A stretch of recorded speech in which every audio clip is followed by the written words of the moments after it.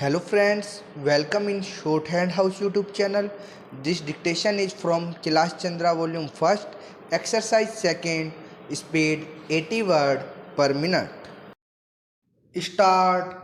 I should like now to make a few observations on the budget. This budget marks a turning point in the history of our country. It is no use attempting, as some of my friends have done, either to deprecate the budget very strongly or to suggest that we are not witnessing a new revolution in our methods of fiscal training and technique. I want it to be quite clearly pointed out to my friends that we are now facing the lean years of Indian finance. Hitherto, we had revenue surpluses which were meant to be utilized for capital development. Hereafter, this form of revenue surplus would not be able. We have therefore to find out ways and means of implementing our great program of national reconstruction at minimum cost.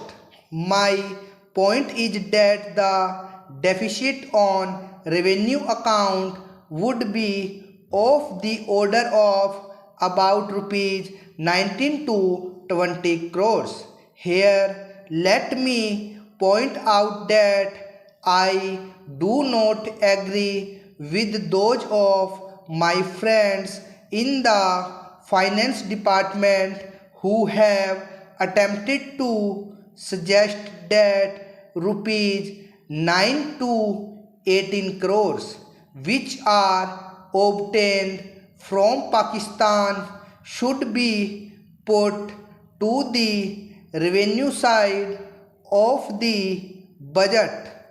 They are to be put on the capital side, but that does not seriously alter the trend of my argument.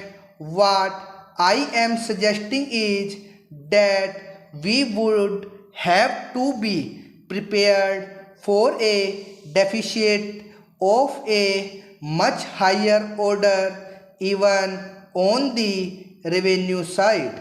That itself should make us realize that there are very many problems which we have to face and that we have to undertake ways and means of increasing the resources of our country so that it might be possible for us to have a greater amount of surplus or a greater amount of public saving for the purpose of financing capital development. The finance minister, in the course of his speech, Mr. Deputy Minister pointed out that the deficits during the past 2 years were of the order of rupees 83 crores. I venture humbly to disagree with him because I feel that when we are talking of deficits, we must take into account the overall deficit incurred by the central government, and that would be of the order of rupees 200 crores. During the years of relatively light expenditure, we had shortfall of about rupees 200 crores. Undoubtedly, now when we are going to have a very great amount of expenditure, we might have a greater amount of deficit, and we would have to find out ways and means of trying to meet our capital expenditure. Some members have pointed out that deficit financing is good, others have pointed out that it is poison. One honorable member who preceded me pointed out that it could be taken like a tonic.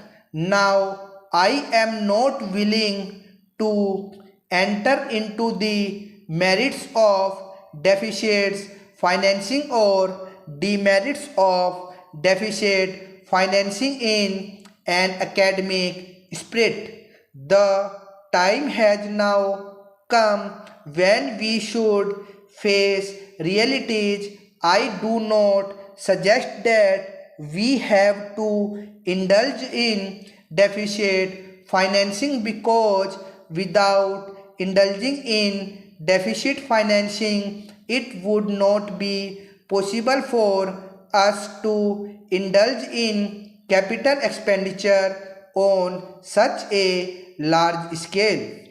But when we are talking of the scope of deficit financing, I would like to place before the House and the Finance Minister the two great limitations which face us.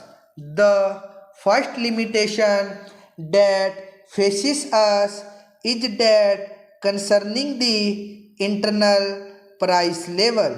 The Honorable the Finance Minister referred to the cost of living. He said that he was going to keep a watch over the cost of living so that it may not shoot up within a short period and make a mess of the plans of capital development.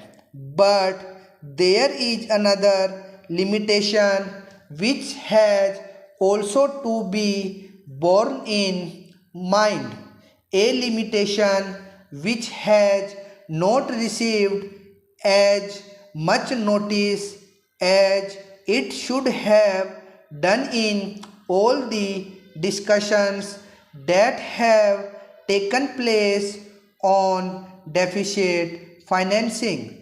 That limitation is the external limitation which arises on account of our balance of payment position.